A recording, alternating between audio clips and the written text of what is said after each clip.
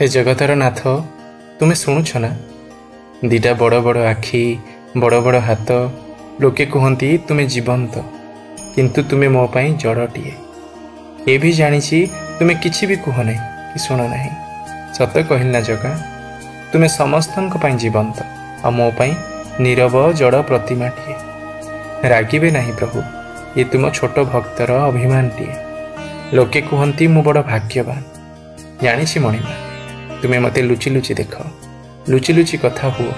सीधा आसी कथा हुअंतानी कौन मो उपरे रागिछ कि मानुछि मु तुम पाई 60 पौठी भोग अर्पण करि पारि नाही ना तुलसी माली तुम गलारे पकई पारिली कौन सेथिपाई मो डाक शुण नाही कि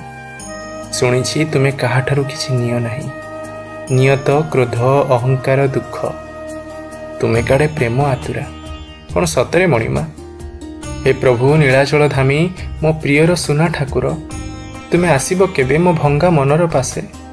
तुम बिना ए हृदयर शून्यता मते अंधकारर गोहरे धक्का मारी दिए प्रतिटी श्वासे प्रतिटी स्मृति रे मु तुमको खोजे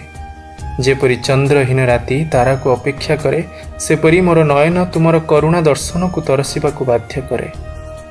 जदि केबे तुमर दया ए हृदयर द्वारर कबाट को स्पर्श करे सांगरे निर्माल टिके आनीथिबे ए भंगा जीवन रे जलुथुबा विरहर अग्नि ज्वाला तुम कोଳରେ सुहाई लिभाईदेवी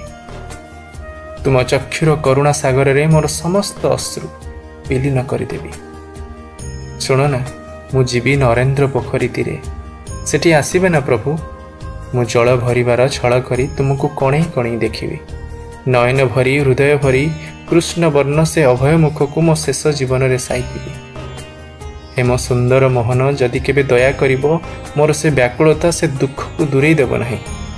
बरं आहुरी भरी देव जेमिति सबुबले तुम नाम मोर रक्तर प्रत्येक बिंदुरे समाहित हो जीवो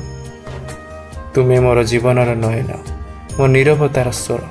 मोर अस्तित्वर अर्थ हे मणिमा तुमे मोर अभिमान मोर आश्रय मोर श्वास इति तुम दिव्य दर्शन आतुरा निष्कपट मनटिए